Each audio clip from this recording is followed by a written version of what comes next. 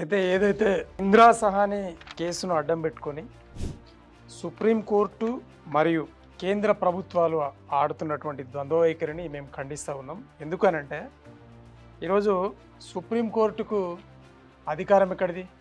ఏ article ప్రకారంగా ఈ 50% cap అనేది విధించాలి అనేది ఎక్కడ అధికారంలో ఉంది? అంటే ఇక్కడ ప్రజలను మభ్యపెట్టడం. ఎందుకంటే ప్రజలు అవేర్నెస్తో లేరు రాజ్యాంగం మీద కానీ చట్టాల మీద కానీ. కాబట్టి ఏది చెప్తే వాళ్ళు వింటారు అనే ఒక ఉద్దేశంతో కేంద్ర ప్రభుత్వాలు అలాగే రాష్ట్రాల్లో ఉన్నటువంటి ఆయా రాష్ట్రాల్లో ఉన్నటువంటి రాష్ట్ర ప్రభుత్వాలు కుమ్మక్కైపోయి పార్టీల అధిష్టానాలు కుమ్మక్కైపోయి ఈ సహాని కేసును అడ్డం పెట్టుకోవడం తప్పిస్తే వేరేదేమిలా అంటే వీళ్ళకి చిత్తశుద్ధి లేదు రిజర్వేషన్స్ మీద.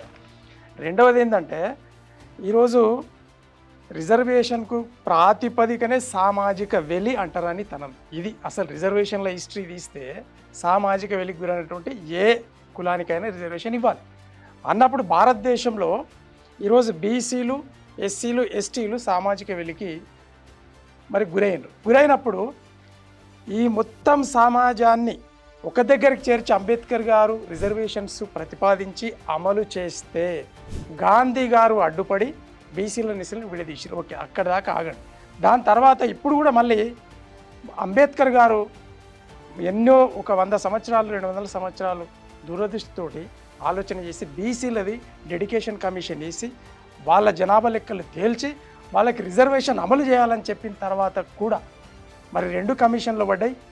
కానీ దాంట్లో రాజకీయ రిజర్వేషన్ ఇవ్వలే. మండల్ కమిషన్ పాస్ అయింది. మండల్ కమిషన్ పాస్ కావడానికే 20 ఏళ్ళు పట్టింది. 1980లో ఇస్తే రిపోర్టు, మళ్ళీ విపి సింగ్ గారు 92లో ప్రధానమంత్రి అయిన తర్వాత వచ్చినటువంటి రిజర్వేషన్స్ అవి. అంటే ఇక్కడ వివక్షత ఎక్కడ జరుగుతూ ఉంది అంటే ఇటు మొత్తం ప్రభుత్వం అంటే ప్రభుత్వ సెక్టార్లో వివక్షత బీసీ, ఎస్సీ, ఎస్టీలకు, అలాగే మరి ప్రైవేట్ సెక్టర్లో అయితే అసలు జీరో.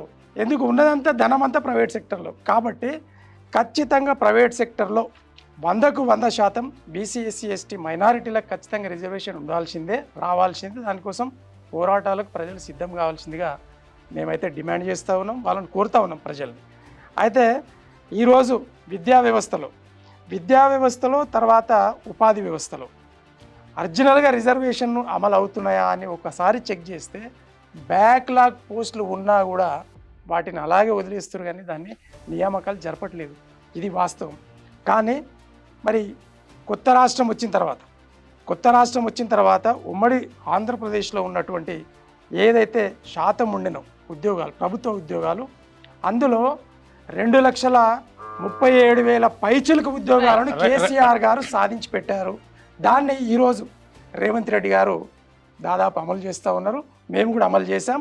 ఇంకా 1,00,000 ఉద్యోగాలు ఇవ్వాల్సింది ఉంది. Okay, done.